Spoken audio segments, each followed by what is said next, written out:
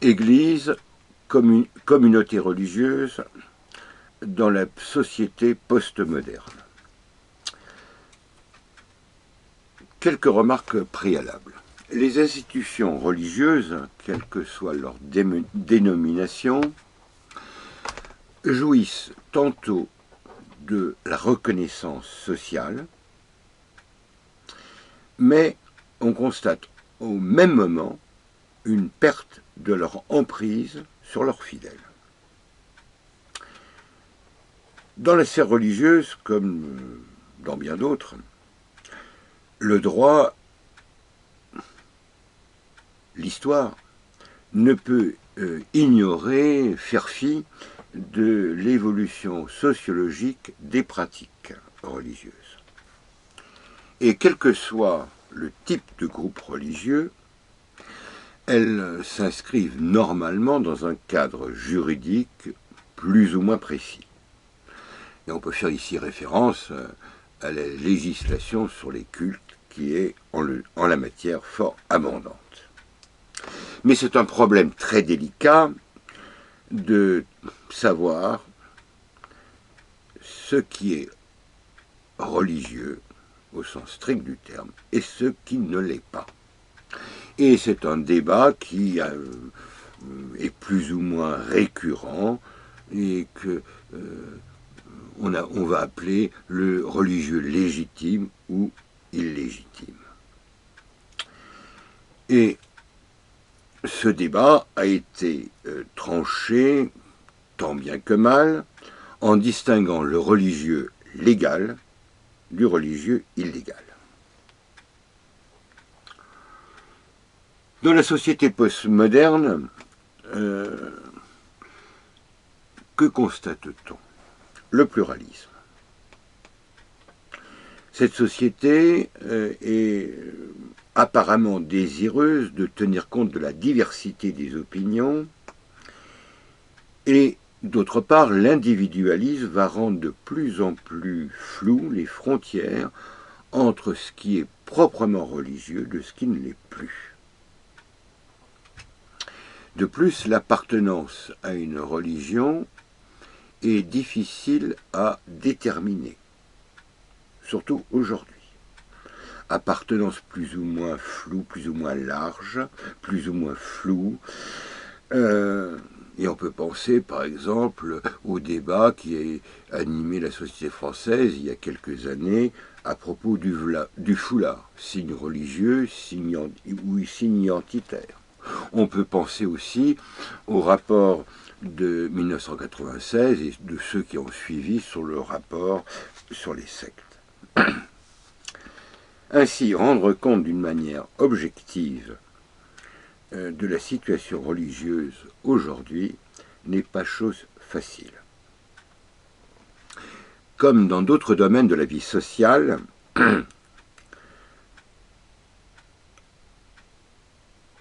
le religieux tend à être perçu par la population par le reflet qu'en donnent les médias. Et ceux-ci vont privilégier, image déformante, des figures charismatiques ou des situations spectaculaires ou marginales. Ou bien vont mettre l'accent sur telle ou telle dérive. Bref, les médias vont donner une vision déformée, déformante,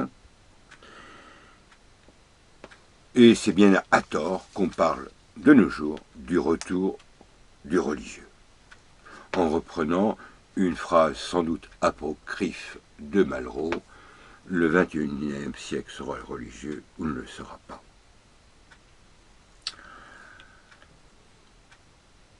S'il est vrai que des groupes sectaires se sont multipliés à notre époque, il convient de préciser que ces phénomènes ne touchent qu'une infime partie de la population. Et c'est un phénomène qui date de nombreux siècles. Si le succès médiatique, géopolitique, du pape en ce qui concerne le catholicisme. Si l'audience des positions des églises réformées, surtout en matière morale, laxiste, touche un large public, cela ne doit pas masquer la désaffection sociale dont les églises sont l'objet de nos jours. Par ailleurs, cette perte de visibilité, de vitalité ne doit pas masquer d'incontestables expressions du renouveau. Et on peut penser au dernier livre que vient de publier Jean Sévilla. Bref, notre temps est marqué par une recomposition du paysage religieux, de profondes mutations,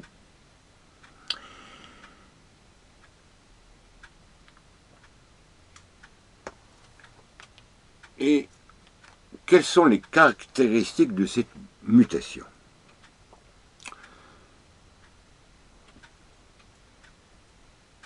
La religion institutionnelle a fait place à la religion des individus. Situation paradoxale. Si les églises sont d'une certaine manière reconnues au niveau de la société globale, au même moment, leurs fidèles les abandonnent, ou du moins n'écoutent plus leur message, ou en tiennent compte dans une certaine mesure. Nous sommes face ainsi à une religion duale, et l'on constate une distance entre la religion institutionnelle et donc le dépôt dogmatique de telle et telle confession, et la religion des individus. Une religion institutionnelle, à travers la place et le rôle que le système social assigne aux églises dans un monde sécularisé, pluraliste, l'attente de la société à l'égard des religions est d'autant mieux prise en compte par celle-ci que les églises s'y plient volontiers, se sont en quelque sorte domestiquées et se sont fait les agents du village global. Une religion des individus qui s'affirme par l'autonomie par rapport aux institutions, aux dogmes. C'est entre la reconnaissance sociétale et l'autonomie des fidèles que les institutions religieuses cherchent une voie, cherchent à se situer et à assurer leur présent et leur avenir. D'où des déclarations ambiguës, floues. Reconnaissance des religions dans une France laïque et sécularisée. La notion de laïcité, même s'il est un héritage du christianisme, la séparation des pouvoirs et non la confusion, s'est forgée en France dans un climat historique particulier. C'est l'affrontement des deux Frances, affrontement frontal du catholicisme et de la République. À partir de la République des Républicains, en particulier à la fin du XIXe siècle, après la chute de MacMahon, et progressivement, 1905, la loi de séparation, 1924, un accommodement entre le Saint-Siège et l'Église catholique, et on peut dire qu'au cours de ces années, à partir de 1924, la conception de la laïcité s'est tant soit peu décrispée et c'est même laïcisé. Les religions vont être sollicitées dans ce supermarché des idéologies comme famille spirituelle sur les grandes questions que l'on nomme pudiquement éthiques. Si la République s'est construite, s'est établie contre l'Église, et a eu tendance à mettre en place, à travers l'école en particulier, un contre-système de valeurs pour limiter l'influence du catholicisme et assurer l'autonomie des citoyens vis-à-vis de la tutelle cléricale, pour reléguer l'influence de l'Église à la sacristie,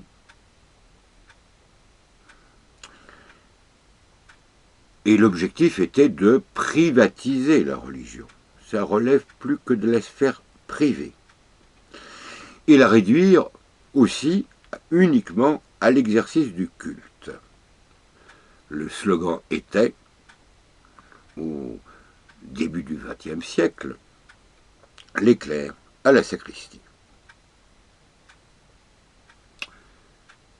Sur ces questions, il est bon de relire les livres d'un des disciples du Père Emmanuel, dont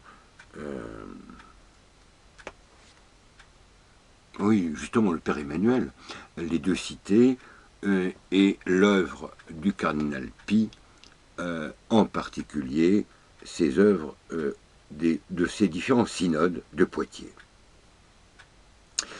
Privatisation d'une part du phénomène religieux, en considérant que les options religieuses ne relèvent que de la sphère privée. La République ne reconnaissant aucun culte. Mais si elle ne reconnaît aucun culte, elle a à connaître les cultes auxquels les citoyens adhèrent librement. Et on le voit au cours de tout le XXe siècle et du XXIe que nous commençons de vivre. Cette privatisation n'empêche point la reconnaissance de l'exercice public du culte, mais seulement à limiter l'influence du religieux dans l'espace public. Cette marginalisation de la religion s'est effectuée d'autant plus facilement dans un contexte particulier au XIXe siècle, où c'était le triomphe de la modernité, croissance démographique, économique, idéologie du progrès, utopie politique, qui vont entretenir, nourrir l'optimisme séculier. Et le grand thème d'alors était un monde majeur et autonome. Et bien sûr, les églises étaient accusées de passéisme, et peut-être pour répondre à ce contexte particulier, elles ont opéré ce qu'on a appelé, il y a quelques décades, l'argionamento. Le système social semblait ne plus reconnaître aucun rôle à la religion. Or, depuis quelques années, dans une conjoncture où les certitudes ont laissé place à l'inquiétude, aux incertitudes de la modernité désenchantée, pour reprendre les mots d'un sociologue, on assiste à un retour du religieux dans l'espace public et à une certaine reconnaissance sociétale. Et on peut dire sans paradoxe que la laïcité s'est tant soit peu laïcisée elle-même. Elle se conçoit aujourd'hui moins comme un contre-système d'emprise face aux visions religieuses de l'homme et du monde, que comme le garant de la non-confessionnalité des institutions publiques et du pluralisme de la société civile. Et ça, c'est l'influence du libéralisme, du marché, de la loi du marché.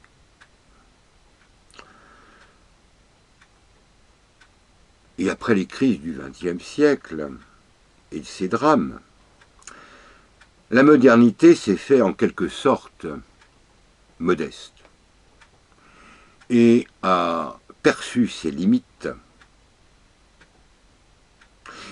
Et ce n'est plus par rapport à une modernité triomphante, sûre d'elle-même, que les religions vont se situer, mais par rapport à un monde désenchanté.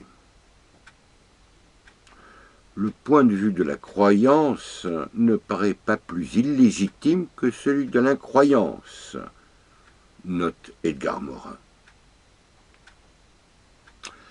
Payon, qu'il convient de lire, aura une vision un peu différente, mais partant du même point de départ. La modernité réduite à la seule rationalité instrumentale et identifiée à la destruction de l'ordre ancien a perdu au cours du temps sa force de libération. De plus, les effets déculturants de la modernité, la baisse de l'encadrement religieux, ont rendu incompréhensibles les symboles du passé religieux. Inculture religieuse, débat sur l'enseignement du fait religieux à l'école, de nombreux livres ont été écrits sur la question. On peut penser aux réflexions de Régis Debray en particulier. Et ainsi le patrimoine français devient tant soit peu incompréhensible à la plupart de nos contemporains, sans un minimum de connaissances religieuses. Et on risque d'assister à un processus de patrimonialisation de la religion, ou alors au piège du repli identitaire. Les évolutions religieuses ont favorisé un retour du religieux dans l'espace public. Si, dans ces dernières années, la laïcité s'est laïcisée, l'Église, au même moment, s'est décléricalisée. Et la puissance publique a aujourd'hui plus rien à craindre du pouvoir des clercs. Bien qu'elle fût encore au début du XXe siècle, et même après-guerre, après la Seconde Guerre, la religion de la majorité des Français. Plusieurs lois, dans la seconde moitié du XXe siècle, celle sur la contraception en 67, sur l'avortement en 74-79 et revue au cours des différentes années postérieures, la loi sur le Pacs en 1999, celui du mariage pour tous tout récemment en 2013, ont été votés sans grande réaction de l'épiscopat. Et on peut relire à ce sujet les réflexions de Madame Simone Veil ou de Monseigneur Guédon, ou les mémoires de l'ancien garde des Sceaux, M. Foyer. Un pluralisme religieux de plus en plus marqué a favorisé de nouveaux rapports entre religion et État. Comment passer sur silence que, à la fin du XXe siècle, l'islam est devenu la deuxième religion en France,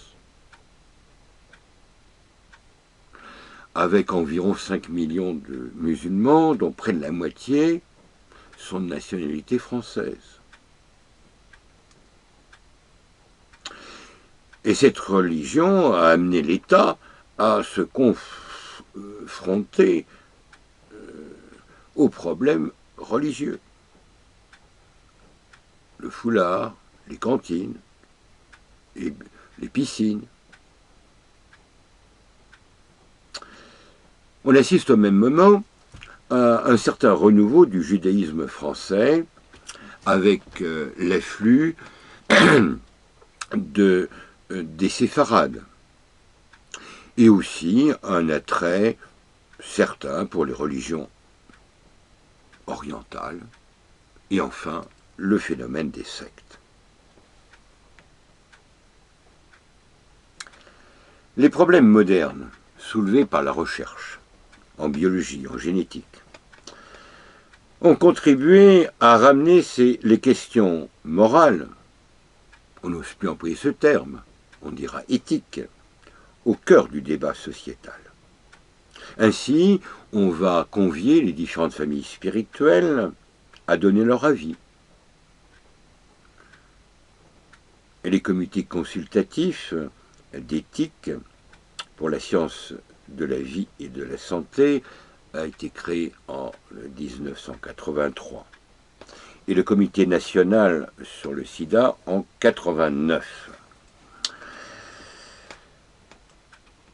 Et on peut rendre grâce à Hollande d'avoir exclu la participation des religions, en particulier de la religion catholique, à ces comités.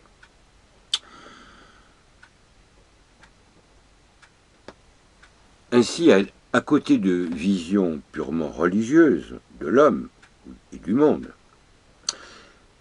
les religions vont être sollicitées à participer à des débats pluralistes et par là même, par cette participation à ces débats, à légitimer les droits de l'homme et les principes de la démocratie pluraliste.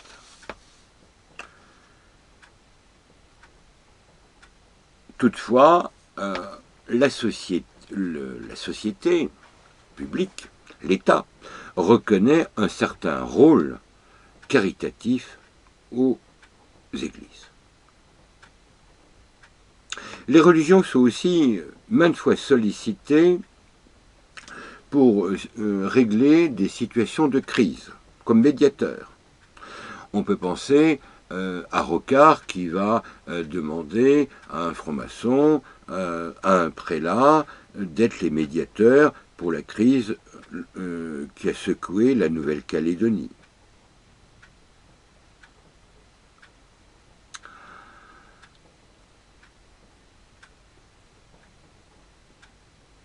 Et si le protocole officiel ne réserve aucune place, si le protocole officiel fixé par décret ne réserve aucune place au clergé, laïcité oblige, la République, toutefois, a organisé le 11 janvier 1996 une messe officielle à Notre-Dame de Paris pour les funérailles de Mitterrand. Dans les médias, la place réservée aux religions est fort significative. Émissions confessionnelles à la radio et à la télévision depuis 1982, date de la fin du monopole, il existe maintenant des radios confessionnelles. On peut aussi rappeler la pertinence sociale des religions en matière de prestations rituelles, et ce malgré la baisse. Les baptêmes, les mariages restent relativement importants.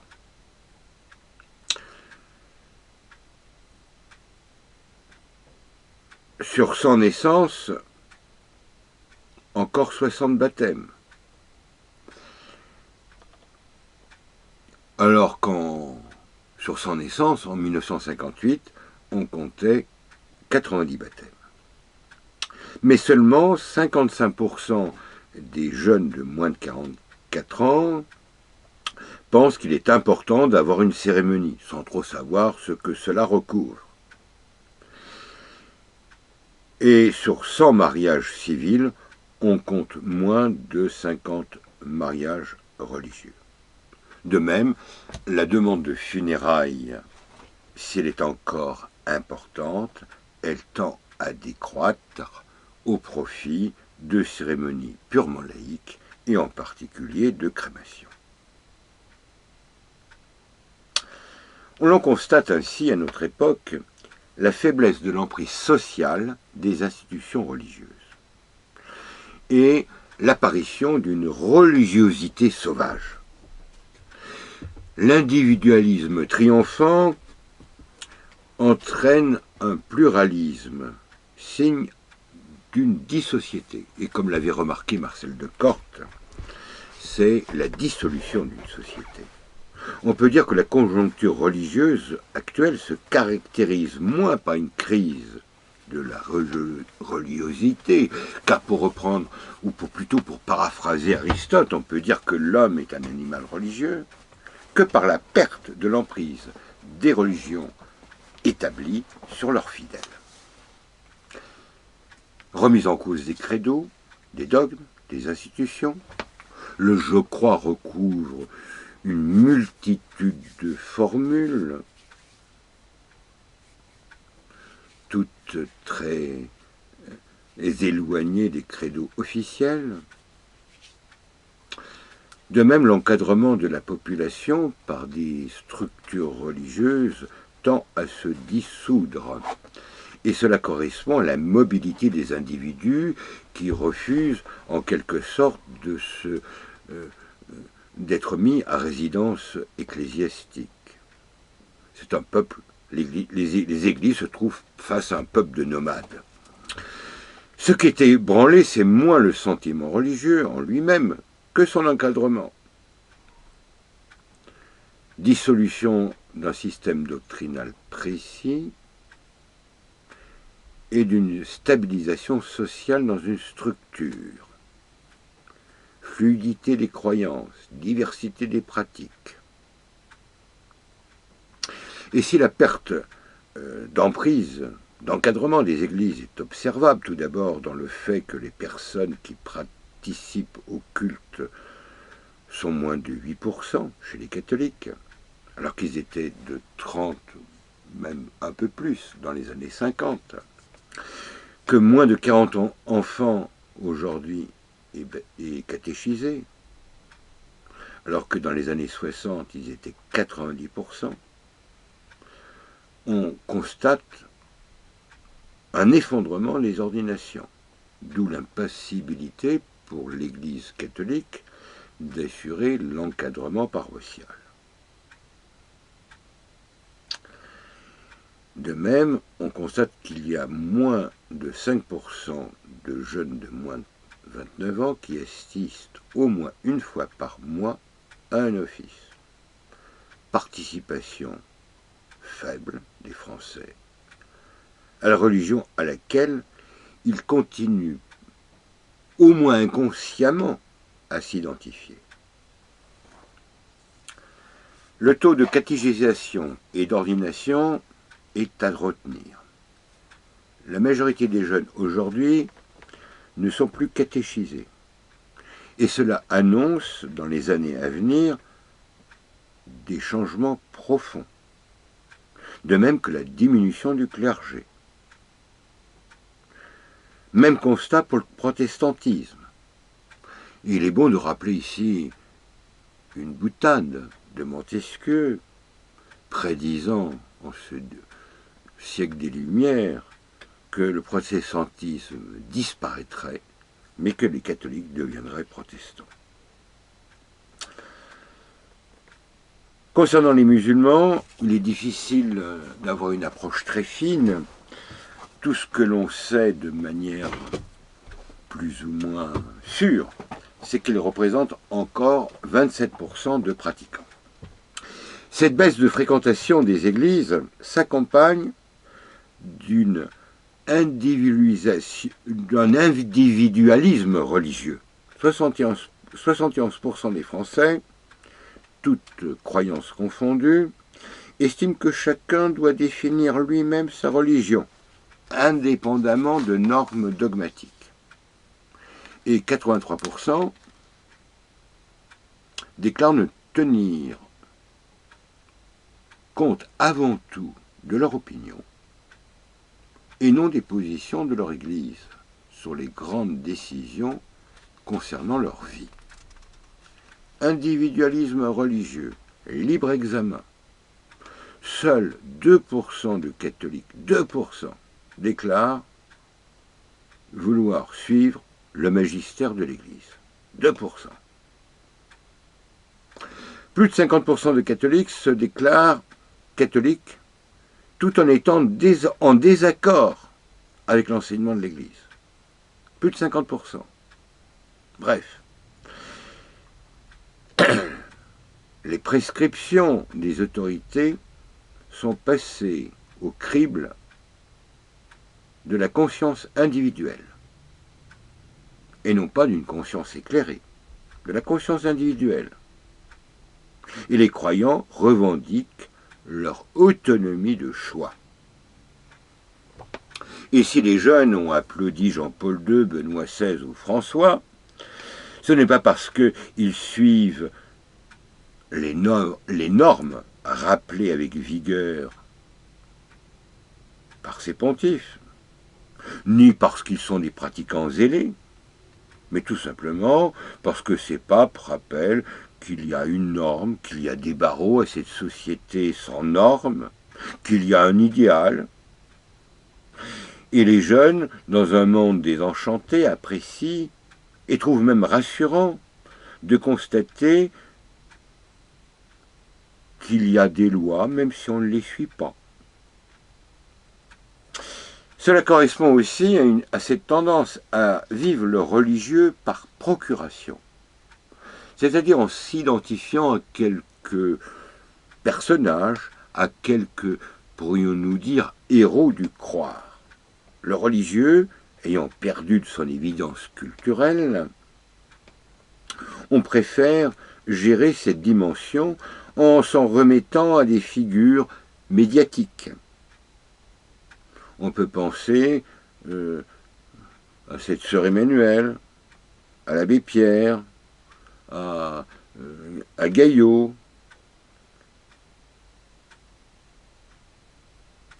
ou même en s'identifiant à une confession sans en être membre. 1 million, près de 2 millions de Français, par exemple, se déclarent, et c'était une enquête de 1995, proches des positions protestantes. Alors que le peuple protestant compte à peine 1 million. Pluralisme. Pluralisme marqué aussi à l'interne de chaque Église. Cette perte d'emprise des institutions sur les fidèles se manifeste par un très grand pluralisme à l'intérieur de chaque Église. Le monde catholique est aussi diversifié aujourd'hui que le monde protestant, qui a pourtant l'habitude de cette diversité. Juifs, musulmans, orthodoxes sont aussi partagés entre des courants fort divers, voire antagonistes. Charismatiques, intégristes, traditionnalistes, fondamentalistes, libéraux, ainsi de suite. Et si une certaine diversité a toujours existé, et si cette diversité peut être légitime, différentes écoles philosophiques ou théologiques ont toujours été admises dans chacune de ces églises, ce pluralisme s'est accentué et est revendiqué même comme une norme, comme l'expression de la liberté de choix. Non seulement on veut être libre de choisir sa religion, ou d'en choisir aucune, ou si on en choisit une, on veut être libre à l'intérieur de cette religion de construire son credo. Cette dérégulation favorise le développement d'un véritable marché de l'offre religieuse. Les institutions religieuses n'ayant plus le monopole de l'offre des biens du salut, et sont même concurrencées par des véritables PME dans le domaine de l'accompagnement spirituel, toutes sortes de gourous qui pullulent. Dans le domaine, dans la sphère religieuse, comme dans les autres de la vie sociale, règne, on le constate, la libre entreprise. La liberté de choix, c'est celle du consommateur. Et on va multiplier le nombre de messes, même s'il y a peu d'assistants, parce que la loi du marché enseigne que l'offre crée la demande. Diversité, et c'est des réponses des institutions religieuses suivant et obéissant aux lois du marché. Quel paradoxe! Diverses PME d'offres religieuses tendent leur chance et même vont essayer de concurrencer les églises traditionnelles. Le non-conformisme religieux ne date pas d'aujourd'hui, il faut bien le noter, mais la situation était fort différente lorsque les églises étaient fortes. Aujourd'hui, les églises sont contraintes, pour survivre, de tenir compte des aspirations de leurs usagers, des consommateurs. C'est la logique du marché qui s'est imposée. Avec l'ébranlement, et on pourrait dire c'est même la conséquence de l'ébranlement des credos, qui va favoriser le développement de divers dialogues interreligieux. À cette offre plurielle va correspondre une logique de l'expérience. Le salut tend à être jugé, à être évalué à l'aune des bienfaits qu'il va procurer. Le critère moderne, c'est de vérifier. La vérification expérimentale va être appliquée aux questions religieuses. La religion est socialement perçue comme vraie dans la mesure où l'homme se sent bien. Et expérimente, hic et nunc, le bien fondé de son choix. Une belle musique, de l'encens, des beaux vêtements, ainsi de suite. Dans certaines communautés, on vient chercher moins une doctrine qu'une sagesse, un art de vivre, ou d'autres choses accessoires.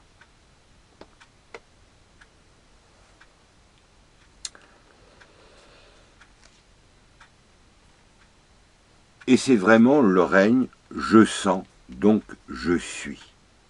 D'où l'intérêt porté par les différentes religions au corps, à la santé, à la pseudo-écologie.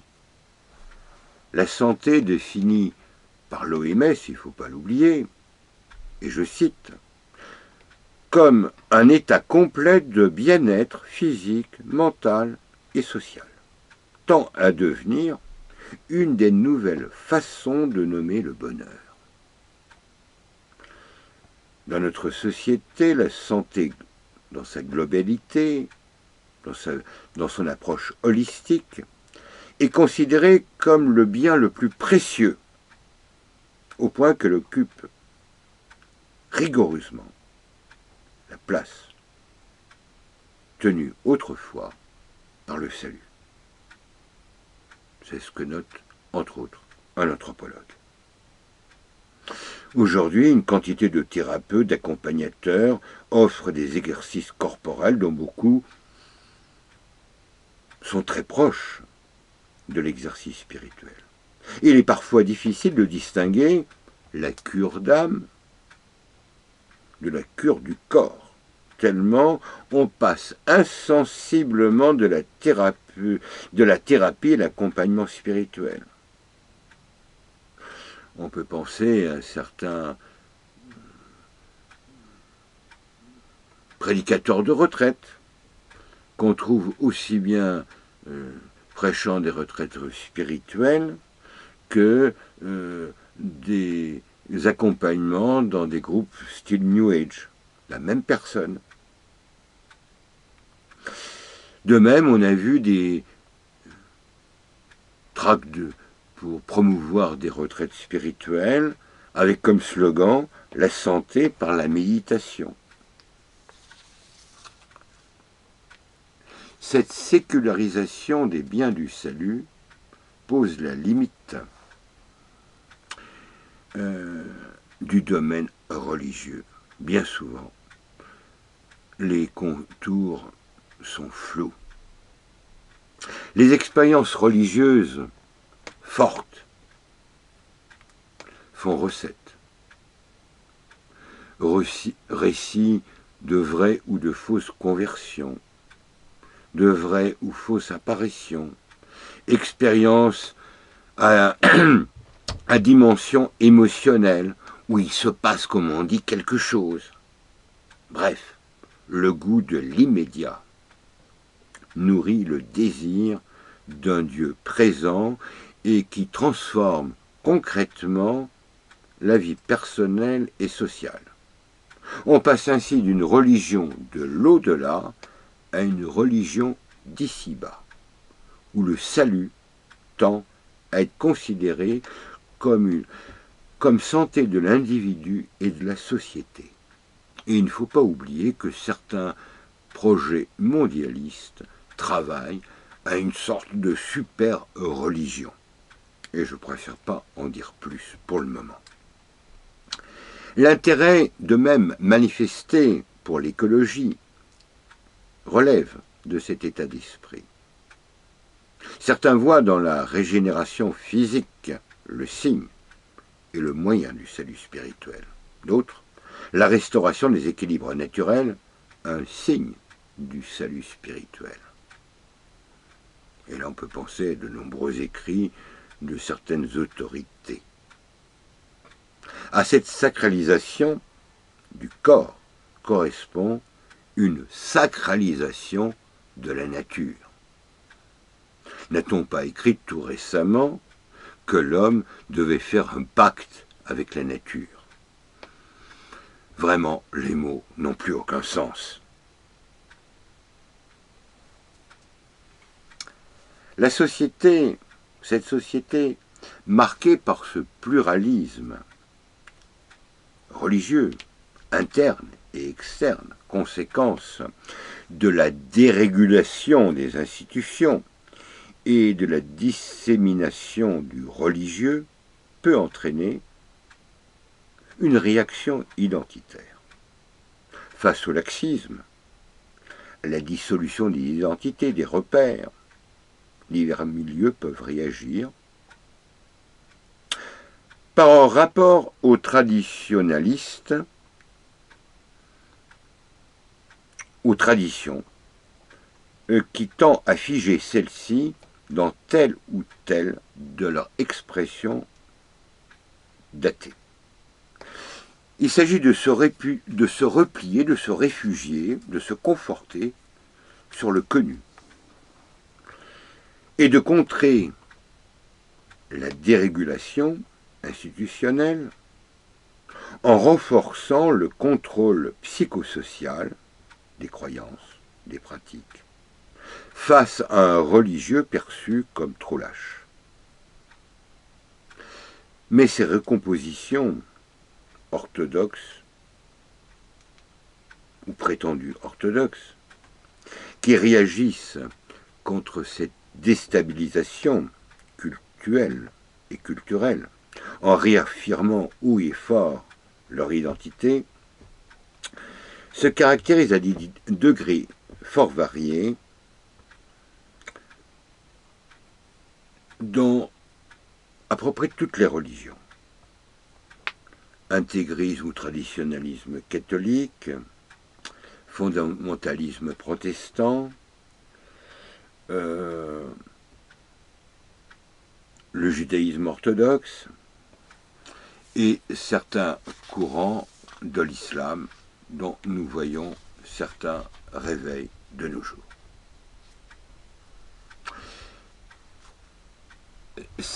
Toutes ces sensibilités, toutes ces réactions identitaires se manifestent par un religieux visible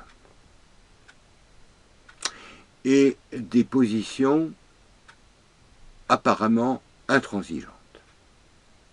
Ces courants exercent une fonction, on pourrait dire, psychosociale, de réassurance face à l'angoisse provoquée par la perte des repères, par cette postmodernité qui détruit tout. Ces recompositions s'accompagnent de tentatives de recomposition cléricale,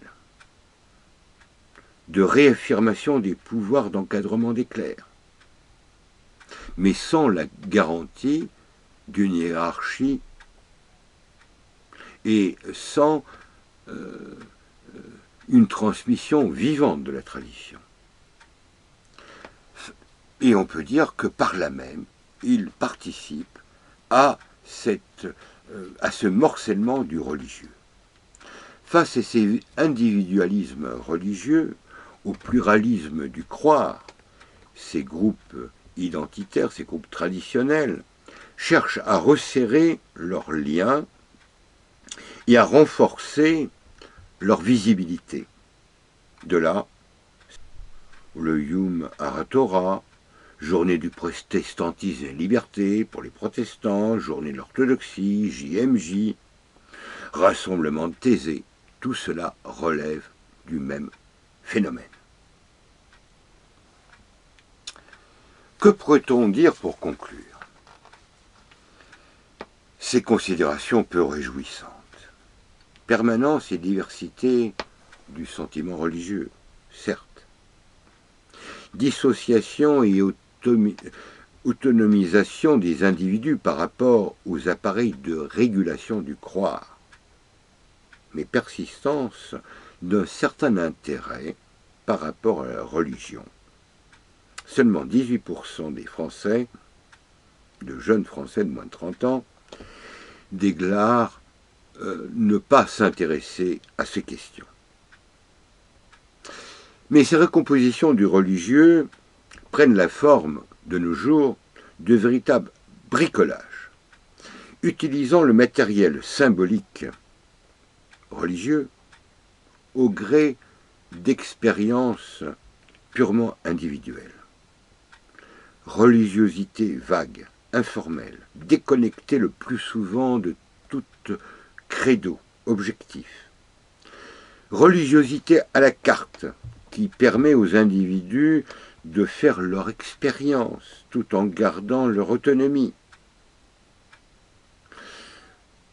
Et certaines quêtes spirituelles vont privilégier l'émotion ou le communautaire, ou bien encore rejoignent l'humanitarisme séculier. Malgré tout, des recherches de haut niveau, de niveau universitaire, dans des domaines, disons, des sciences annexes de la théologie, on dirait en particulier en histoire de l'Église, en patristique, en théologie positive, se poursuivent, aussi bien dans les universités confessionnelles que dans les universités d'État. Mais en ces temps de recomposition et de décomposition du vécu religieux, les ponts ne s'établissent pas facilement entre science et foi. Du côté de la société globale, du village global et de son système institutionnel, les religions sont reconnues, si elles sont domestiquées. Et on leur adresse certaines demandes avec condescendance. Si les institutions religieuses souffrent d'une certaine désaffection sociale, elles n'ont rien perdu de leur signifiance pour le système social. On attend des traditions religieuses qu'elles légitiment les principes fondamentaux des démocraties pluralistes. Lors du bicentenaire de la Révolution française, des représentants du catholicisme, du protestantisme, du judaïsme, de l'islam et bien sûr de la franc-maçonnerie furent invités à palabrer et à dire qu'elles, chacune d'elles, s'approprie les droits de l'homme. De même pour les 50 ans de la déclaration de 48. Toutes ces recompositions s'effectuent tant au niveau des individus qu'au niveau du système social et peuvent écarteler la religion entre deux pôles. D'une part, foisonnement d'expériences personnelles, incommunicables, et d'autre part, un religieux institutionnel géré par des spécialistes en relation avec le village global. Entre ces deux pôles, le niveau le plus faible est celui de l'association religieuse, c'est-à-dire de la sédimentalisation, de l'enracinement social, de la stabilisation de ces communautés. La plupart des communautés, quelle que soit leur étiquette, sont marquées par le nomadisme. Et sans stabilisation, sans enracinement, pas de transmission possible. Sans enracinement du religieux dans des communautés stables, pas de communauté pouvant résister et transmettre leur foi. D'où leur faiblesse face au vent de la modernité.